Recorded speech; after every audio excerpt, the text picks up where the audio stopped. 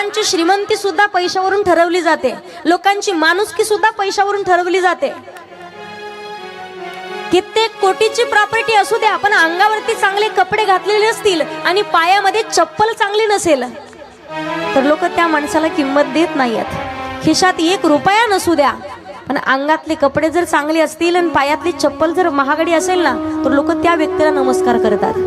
कारण सध्याच्या काळात फक्त पैशाला किंमत आहे. माणुसकी लोक विसरून गेलेले. पहिला काळ होता, भावना जिवंत होती, माणुसकी शिल्लक होती.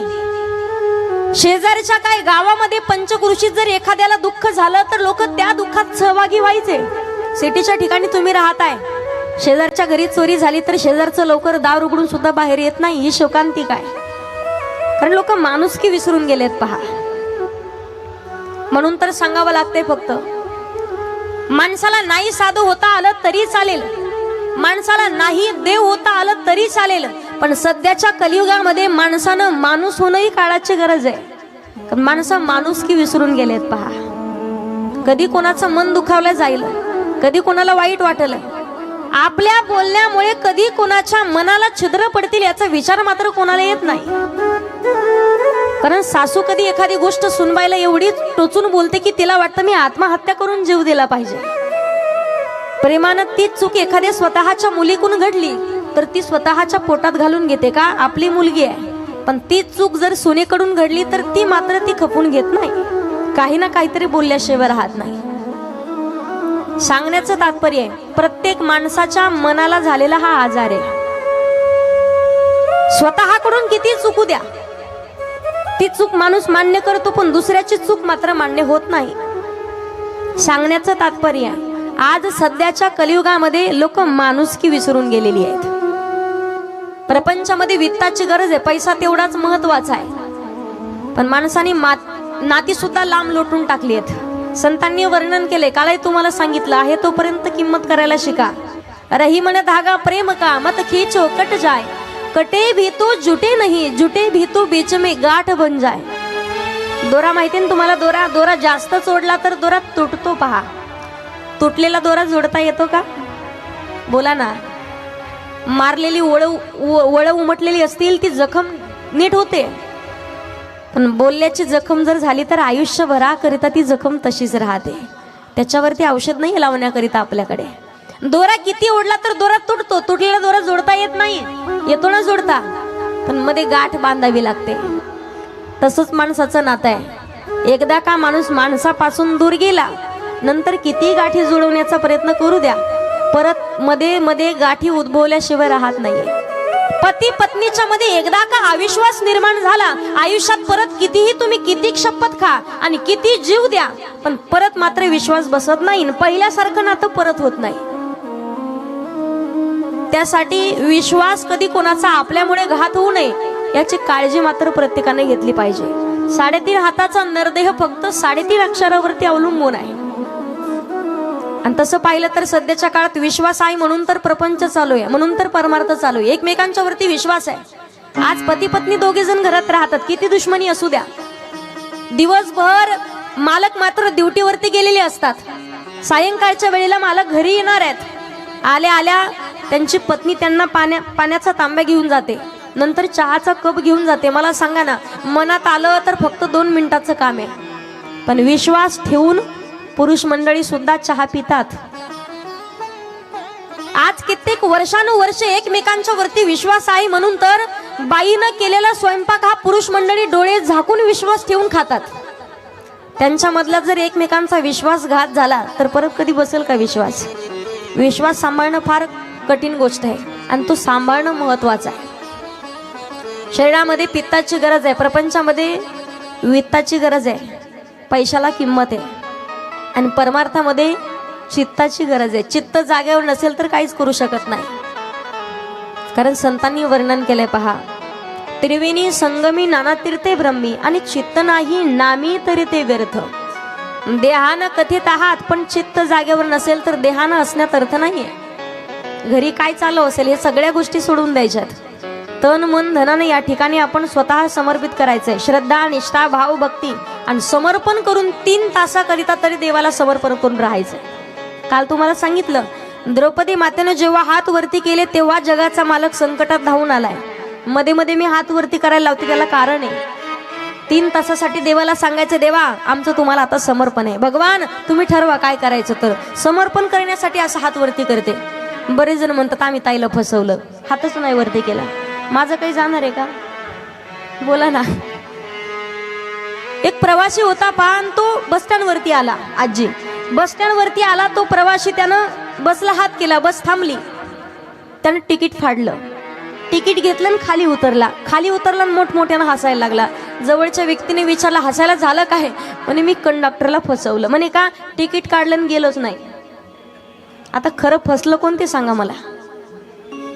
तसं नाही, हात मध्ये मध्ये वरती केले तर तुमचं कर्तव्य हात वरती करणं. गोपाल कृष्ण भगवान की जय. जय जय श्री राधे. एवढा केला तरी खूप झालं. सांगण्याचं तात्पर्य आहे, धन असावं पण नीतीने कमवून आणलेलं असावं. आपल्या खिशात नक्कीच पैशाचा खळगाट असावा, पण त्या पैशाच्या खळखळाटाच्या पाठीमागे कोणाचा 1 रुपयाचा सुद्धा तळतळाट नसावा. तो पैसा महत्वाचा आहे, तो पैसा कामाचा आहे. लोकांच्या मुंड्या मोडून किती धन कमवलं आणि किती दान केलं तरी अर्थ नाहीये. माणूस शांततेत जगू शकत नाही. त्यांची बुद्धी, त्यांची नजर कधी स्थिर नसते. जे माणसाने काहीतरी चोरी केलेली असते, नजर शांत राहत नाही. राजा परीक्षितीकडून चुकीची घटना घडली आहे. अनितीने कमवून आणलेला सोन्याचा टोप घातला, पण साधू महात्म्याचा अपमान घडलाय. आपल्याकडून चांगलं करणं होत नसेल तर करू नये माणसानं, पण साधू संतांचा अपमान कधी आपल्या हाताकडून आपल्याकडून घडणार नाही याची काळजी प्रत्येकानं घ्यावी. कारण संत सांगत असतात, जगाच्या मालकाला आम्ही समर्पण केलंय. कायम ते त्यांच्या चरणाजवळच आपल्याला घेण्याचं काम करतात. उपकार 3 जण करतात, माता पिता, भगवंत आणि संत. आई वडील उपकार करतात पण त्यांच्या लेकरावरती तेवढाच मर्यादित येतो. स्वतःच्या लेकराशिवाय तो त्यांच्या पुतण्यावरती सुद्धा उपकार करू शकत नाही. भगवंत उपकार करतात पण त्यांच्या फक्त भक्तांवरती. भक्त राखी पायापाशी, दुर्जनाशी संवारी. जो त्यांचं भजन करेल त्यांना चरणाजवळ जागा देतोय. आणि संत असे आहेत, ते दुर्जनही येऊ द्यात आणि सज्जनही येऊ द्या, प्रत्येकाला सावध करण्याचं काम करतात आणि प्रत्येकाच्या जीवनाचा उद्धार होईल असाच उपदेश करतात, जवळ घेण्याचं काम करतात. शमीक ऋषींनी सांगितलं शृंगाला, शृंगा अरे तू राजाला श्राप देऊन चांगलं केलं नाहीये. जग जर आग झालं तर आपल्याला पाणी व्हावं लागतं, पण जा आता 7 दिवस सांग राजा परीक्षितीला, तुझ्याकडे 7च दिवस शिल्लक आहेत. आपल्याकडे सुद्धा 7च दिवस आहेत. सोमवार, मंगळवार, बुधवार, गुरुवार, शुक्रवार, शनिवार आणि रविवार. 8वा कोणता वार मी तुम्हाला तारीख नाही सांगते. प्रत्येकाला 7च दिवसात मरायचंय. एकदा मी कथेत म्हटलं, या गावातल्या प्रत्येक माणसाला 7 दिवसात मरणार. एक आजीबाई रडा हसायच्या. म्हटलं आजी झालं काय? आजी म्हणे ताई तुम्ही सांगितलं गावातली प्रत्येक व्यक्ती 7 दिवसात जाणार. म्हणे बरोबर आहे, पण म्हणे मी या गावातली नाही, म्हणे मी शेजारच्या गावातून आले. जगाच्या मालकानं जन्म दिलाय, जन्माला घातले, याचा अर्थ मृत्यू त्याच दिवशी निश्चित झालेला आहे. एक आहे येण्याचा दिवस आणि एक आहे जाण्याचा दिवस. 2 दिवस महत्वाचे आहेत. पण मी सांगेल येण्याच्या दिवसापेक्षा सुद्धा माणसाचा जाण्याचा दिवस फार महत्वाचा आहे. कारण मरावे परी कीर्तिरूपी उरावे. गेल्याच्या नंतर 4 लोकांनी आपलं नाव घेतलं पाहिजे आणि कमीत कमी 10 लोकांच्या तरी डोळ्यात आपल्यामुळं पाणी आलं पाहिजे, असं माणसाचं जगणं असावं. लोकांनी आपल्या मरणाची वाट नाही पाहावी कधी. सासू सुनबाईनं मुलानं कधी म्हणून नाही म्हातारी कधी जाईल, हे म्हातारं लवकर मरायला पाहिजे अशी वाट नाही पाहावा कधी. असं माणसाचं जगणं असावं. सांगण्याचं तात्पर्य आहे, साधू संतांनी ज्या वेळेला सांगावं, जा राजा परीक्षितीला सावध करा. शुकदेव महाराज राजा परीक्षितीला समजावून सांगतात, राजा कित्येक लोकांना उपदेश केला तरी लक्षात राहत नाही. काल आपण भजन पाहिले शेवटी, क्या किया क्या किया क्या किया रे. आईच्या गर्भात आहोत तोपर्यंत देवाला विनंती करतो, देवा एक वेळा करी या दुःखा वेगळे. एवढा उपदेश करून सुद्धा कित्येक लोकांच्या डोक्यात प्रकाश पडत नाही. मग त्यांना भगवान परमात्मा जाब विचारतात. तुकडोजी महाराज सांगतायत, क्या किया क्या किया क्या किया रे, तूने जीवन गवा दिया क्या किया रे, जिसे पाना था उसको तो खो दिया रे, जिसे पाना था उसको तो खो दिया रे, जिसे पाना था उसको तो खो दिया। अमृत को छोड़ा पिता है शराब रे, भगवान से नाम का मुंह मोड़ लिया। क्या किया क्या किया क्या किया रे, तूने जीवन गमा दिया, क्या किया रे, जिसे पाना था उसको तो खो दिया। किती समजावून सांगितलं तरी लोकांच्या लक्षात येत नाही। राजा परीक्षितेला शुकदेव महाराज सांगतात, काळजी करू नको, 7च दिवसात तुझ्या जीवनाचा उद्धार होईल असं शास्त्र तुला सांगतो। मनुष्य देहाला आल्याच्या नंतर लोकांना उपदेश करा, कथा कीर्तनाच्या माध्यमातून सांगा, बाबा रे हा जन्म परत नाहीये, मनुष्य जन्म अनमोल रे, मिट्टी में ना घोल रे, अब तो मिला है फिर न मिलेगा, कभी नहीं कभी नहीं कभी नहीं रे, हा जन्म परत परत नाहीये। यासाठी आल्याच्या नंतर एकदा सावध व्हा, देवाची प्राप्ती करून घ्या। एक व्यक्ती पहा 1,00,000 रुपये जमा केले, का तर त्याला घोडा घ्यायचा होता। घोडा माहितीये ना, घोडा घ्यायचा होता म्हणून 1,00,000 रुपये जमा केले। घोड्याच्या बाजारात निघाला घोडा आणण्याकरिता, घोडा आणण्याकरिता निघाला, पण घोड्याच्या बाजाराच्या अगोदर जिथं घोड्याला सजवण्याचं साहित्य भेटायचं तिथे अगोदर गेला। घोड्याच्या झुली होत्या, घोड्याच्या गळ्यातल्या घुंगरमाळा होत्या, त्यानं ते पाहिलं आणि त्या घुंगरमाळा, घोड्याच्या झुली सगळं जमा केलं। 25,000 रुपये खर्च झाले, खाली किती उरले? 75,000। परत घोड्याच्या बाजारात गेला, घोड्याच्या बाजारात गेला, पांढरा शुभ्र देखणा घोडा होता। विचारलं, दादा हा घोडा कितीला दिला? ते म्हणे 1,00,000ला। आता याच्याकडे किती राहिले? आपली 30 भानगडे। आपण अगोदर घोड्याच्या झुली जमा करत राहतो, मला हे पाहिजे, मला ते पाहिजे, मला ते पाहिजे, पण भगवान परमात्माची प्राप्ती करण्याचं मात्र विसरून जातोय। सांगण्याचं तात्पर्य, त्याकरिता सांगितलं योग्य वेळेत सावध व्हा। जीवनामध्ये परमार्थ करण्याकरिता वेळ नाहीये, रोज नित्यनेमाने एकदाच काय करायचंय, सकाळी सकाळी उठून रोज फक्त आंघोळीचा पहिला तांब्या डोक्यावर टाकला, हरिपाठ चालू करायचा। नित्यनेम करण्याचा फायदा आहे। एका बाबाला उपदेश केला, रोज दुकानाचं काम करता दिवसभर, सकाळी सकाळी आंघोळीचा पहिला तांब्या डोक्यावर टाकला तर हरिपाठ चालू करायचा। नित्यनेम करण्याचा फायदा, काही कालांतरानं म्हाताऱ्याचा जीव गेला म्हणून लोकांनी शेवटच्या आंघोळ घालण्याकरिता दारात जमा केलं, दारामध्ये आणून ठेवलं। शेवटची आंघोळ घालायची म्हणून पहिला तांब्या उचलला, डोक्यावरती घातला आणि बाबांच्या मुखातून परत हरिपाठ चालू झाला। देवाची द्वारी उभा क्षण भारी, तेने मुक्तीचारी साधिल्या, तेने मुक्तीचारी साधिल्या, तेने मुक्तीचारी साधिल्या। हरी मुखे मना, हरी मुखे मना, हरी मुखे मना, हरी मुखे मना, हरी मुखे मना, हरी मुखे मना, पुण्याची गणना कोण करी, पुण्याची गणना कोण करी, पुण्याची गणना कोण करी। हरी मुखे मना, हरी मुखे मना, हरी मुखे मना, हरी मुखे मना, हरी मुखे मना, हरी मुखे मना, पुण्याची गणना कोण करी। रोज हरिपाठ म्हणायचे। शेवटी बाबांना पूर्ण हरिपाठ म्हटला, नंतर म्हाताऱ्याचा जीव गेला। नित्यनेम करण्याचा फायदा आहे, सांगण्याचं तात्पर्य। शुकदेव महाराज राजा परीक्षितेला समजावून सांगतात, राजा निश्चिंत राहा, काळजी करू नको, देहाचा उपयोग फक्त भगवान परमात्माच्या भजनाकरिता कर। तुला ज्ञान सांगतो, पण मन शुद्धीकरिता देवाचं भजन करावं लागेल, कारण नाम तुझे घेता देवा होई समाधान। तुझ्या पदी लागू माझे तन मन ध्यान, नाम तुझे घेता देवा होई समाधान. विश्वातलं सर्व सुख प्राप्त होतं कधी? देवाचं भजन केल्यानंतर. बऱ्याच जणी कथा ऐकून गेल्याच्या नंतर काल आजी मला सांगत होत्या, म्हणजे दिवसभर काय काय कथेत ऐकलं, रोज सायंकाळच्या वेळेला कथेवरून गेलं, जेवण करण्यासाठी बसलं की सगळी कथा घरच्याला सांगते, आणि त्यासाठी तेवढी लक्षपूर्वक कथा ऐकावी लागते. माणसाला प्रश्नही पडले पाहिजेत. कथा काळजीपूर्वक ऐकली तर. बऱ्याच जणीला भजन चालू केलं मग सावध होतं,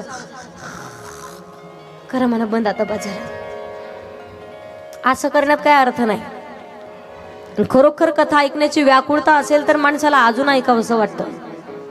त्यासाठी तेवढं लक्षपूर्वक आपण एकदा इकडे पाहतो, एकदा तिकडे पाहतो, एकदा पाठीमागे पाहतो, एकदा शेजारी पाहतो, नेमकं काय चाललंय.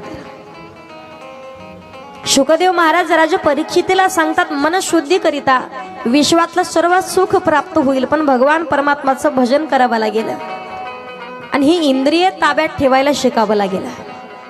देवाला समर्पण करायचं असेल तर इंद्रिय ताब्यात ठेवायला शिकलं पाहिजे माणसानं.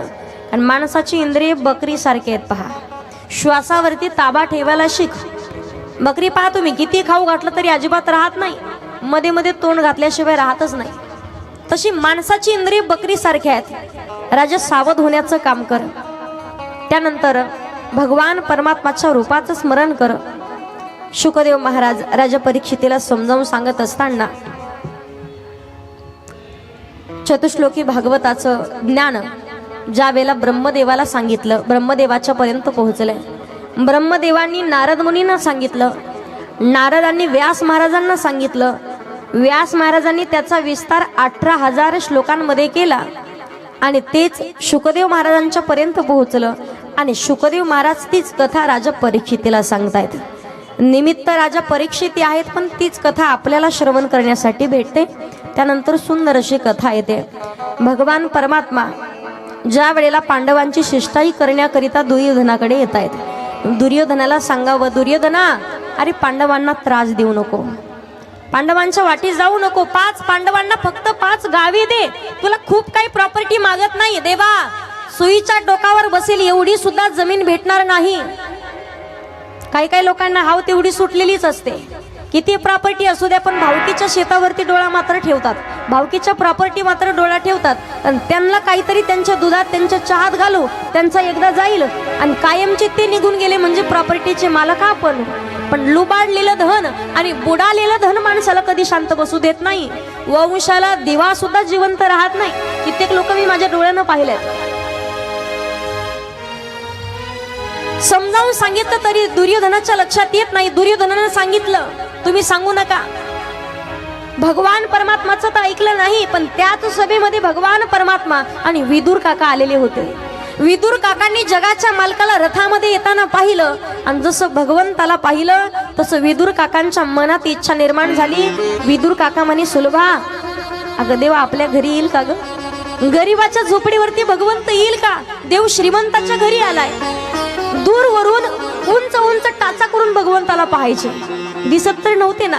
पण एवढ्या मधून नजर विदुर काकांच्या वरती पडली आणि आनंदाने उड्या मारायला लागले. सुलभे अगं देवानं माझ्याकडे पाहिलंय, माझ्याकडे पाहिलंय म्हटलं तर उड्या मारायची. आनंद झाला.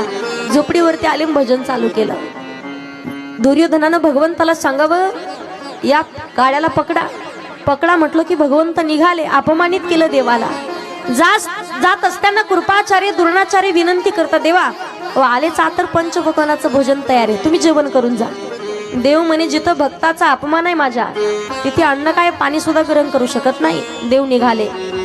बडे बडे मंदिर कोण्या काम के, भाव अगर नहीं होवे, चल विदुरा घर जावे उद्धवजी, चल विदुरा घर जावे. बंगला किती मोठा असू द्या, किती काचा लावलेले असू द्या, पण कधीच कोणाला पोट भरेल एवढी अर्धी भाकरी सुद्धा देण्याची आपली दानत नसेल तर बंगल्याला सुद्धा उपयोग नाहीये. काही गरिबाची झोपडी असते, चटणी भाकरीच वाढतात, पण एवढी आपुलकी असते. आम्हाला चांगला अनुभव आहे. एवढी आपुलकी असते की वाढता वाढता म्हणावं, ताई आमच्या गरीबाची भाकरी पोळी चटणी भाकरी गोड करून घ्या. ती चटणी भाकरी सुद्धा गोड लागते हो. काय काय लोक गुलाबजाम खाण्यासाठी करतात पण नरड्यात फसतात. मनातून असेल तर भेटणार ना, तरच ते नरड्याच्या खाली उतरतील, तरच ते खाऊ वाटतील, ना तर माणसाला आजार झाल्याशिवाय राहत नाही. मला सांगण्याचं तात्पर्य आहे, भगवान परमात्मा निघाले. विदुर काकांच्याकडे पाहिलं. विदुर काका भगवान परमात्माचं भजन करत होते. झोपडीमध्ये एवढं नाचता नाचता एवढे तल्लीन झालेले होते, दोन्ही डोळ्यातून आसव येत आहेत. श्रीकृष्ण गोविंद हरे मुरारी, हे नाथ नारायण वासुदेव. भजन करता करता विदुर काकाला भगवंत आवाज देतात. द्वारावरती आलेत, एवढे तल्लीन झालेले. काका अहो मी आलोय द्वारावरती. तल्लीन झालेले होते, लक्षातच नाही राहिलं. काका मी आलोय द्वारावरती. जसं जगाच्या मालकाला पाहिलं, आनंदाने उड्या मारायला लागले. फुलं टाकली बसण्याकरिता, फुलांचं आसन तयार केलं. जसं विदुर काकांनी पाहिलं आणि भगवंत म्हणे, काका खरं सांगू म्हणे खूप भूक लागली, पोटातली आग शांत बसू दे ना, मला काहीतरी खाण्याकरिता द्या ना. विदुर काका तर ढसा रडायला लागले. काका म्हणता, देवा गरीबाची थट्टा नका करू. अहो श्रीमंताच्या घरून आलात तुम्ही, तुम्हाला का उपवाशी पाठवलं असेल का? कित्येक दास्या तुम्हाला वाढण्याकरिता असतात, काय खावं काय नाही खावा अशी अवस्था तुमची होती म्हणे. गरीबाची थट्टा करू नका देवा. हात जोडले. नाही खरं सांगतोय काका, मी काहीच खाल्लं नाही, खरंच खाण्याकरिता काहीतरी द्या, मला भूक लागली आहे. नाही देवा गरीबाची थट्टा करू नका, माझ्याकडे काहीच नाहीये. जगाच्या मालकानं भगवान परमात्मानं विदुर काकांना विनंती करावी, हात जोडावी, काका खरंच भूक लागली, काहीतरी खाण्याकरिता द्या. सुलभा माता राणीला सांगितलं, सुलभा ती केळी टोपलीमध्ये ठेवलेली ती देवाला खाऊ घाल. एक एक केळी सोलावी, गाभा स्वतः खायची, साल खाऊ घालायची. देहबान विसरून गेली. साल जगाचा मालक सुद्धा, साल सुद्धा चाखत चाखत आनंदानं खायचा. जसं विदुर काकांचं लक्ष गेलं, सुलभाला सांगितलं, ए सुलभे अगं तुला काही कळतं की नाही, खुशाल गाभा स्वतः खाते, देवाला केळीची साल खाऊ घालते. स्वामी देहबान विसरून गेले, देवाला पाहून लक्षातच नाही राहिलं. नंतर केळीचं गाभा खाऊ घालावा. गाभा भगवंतानं खाल्ला, पण देवानं सांगितलं, काका अव जी चव त्या सालीमध्ये होती ना, ती चव आता या गाभ्यात सुद्धा नाही राहिली. भगवान परमात्माकडे पाहून ढसा रडून सांगताय, देवा अरे गरीबाच्या घरी आलाय तर खायला देण्यासाठी सुद्धा काही नाही. काका एवढ्यावरती पोट नाही भरल, अजून खाण्याकरिता द्या. काका सांगतात, माझ्याकडे काहीच नाही देण्याकरिता, कन्या शिल्लक नाही, तुम्हाला पोळी देऊ शकत नाही, तुम्हाला भाजी नाही देऊ शकत, गरिबीच तेवढे देवा, खरंच खाण्याकरिता माझ्याकडे काही नाही. बाहेर चुलीवरती कन्या शिजत होत्या. काका मग ते चुलीवरती काय गदगद करताय?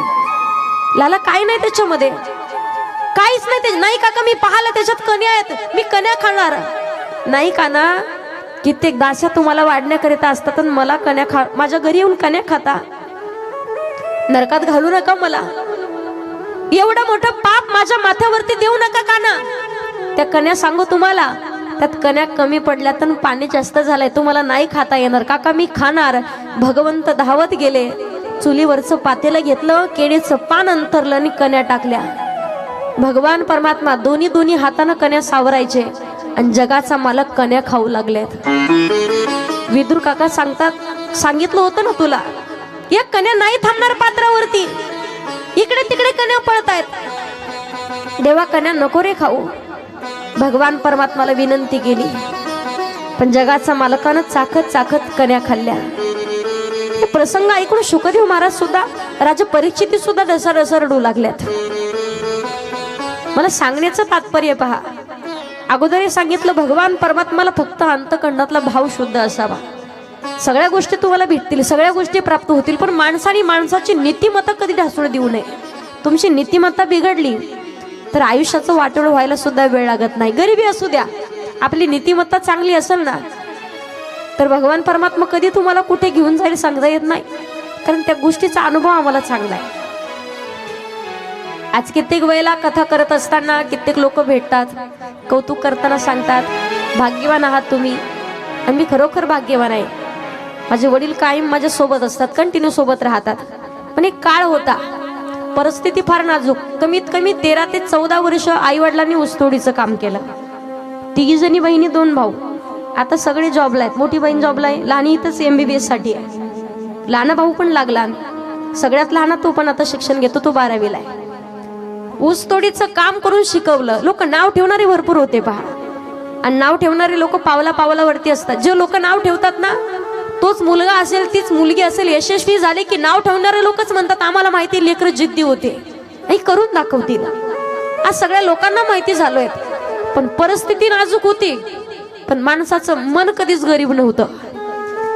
किती बाहेरचे पाहुणे येऊ द्या, किती लोक येऊ द्या, पण कधीच कोणाला उपवाशी जाऊ दिलं नाही. आणि अजूनही ती प्रथा चालू आहे. जे माणसं गरिबीतून वरती आलेले असतात ना, त्यांना गरिबीची जाणीव असते. गरीब परिस्थिती काय असते हे त्यांना माहिती असतं. बापानं आणि काय म्हणतात ना की पूर्वजांची प्रॉपर्टी असेल तर तेवढी किंमत राहत नाही लेकरांना. पण आई वडिलांच्या कष्टातून जर खरोखर लेकरांची स्वप्न साकार होत असतील तर त्याचा आनंद काय असतो, या गोष्टीचा आम्हाला आनंद चांगला माहिती आहे. मला सांगण्याचं तात्पर्य आहे की माणसाची नीतिमत्ता फक्त कधी खराब होऊ नये. परिस्थिती नाजूक असू द्या, भगवान परमात्मा तुमची परिस्थिती बदलून टाकलं.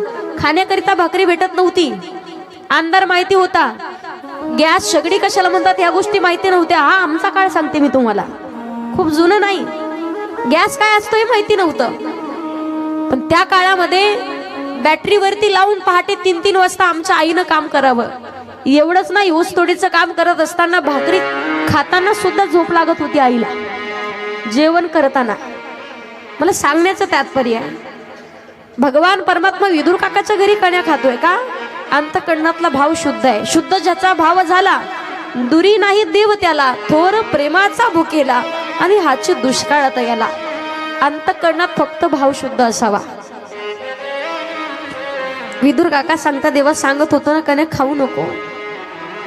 अरे पंचपक्वानाचं भोजन खाण्याची सवय तुला आहे.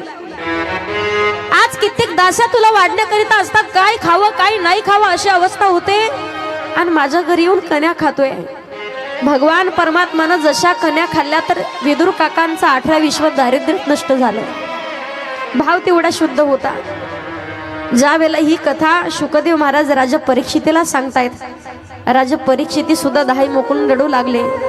मन भरून आलं. परीक्षिती राजा सांगतात शुकदेव महाराजांना, महात्मा हे साधू संत एवढे भगवान परमात्माची भक्ती भक्त करायचे, त्याच्या पुढे तर आपलं काहीच नाही.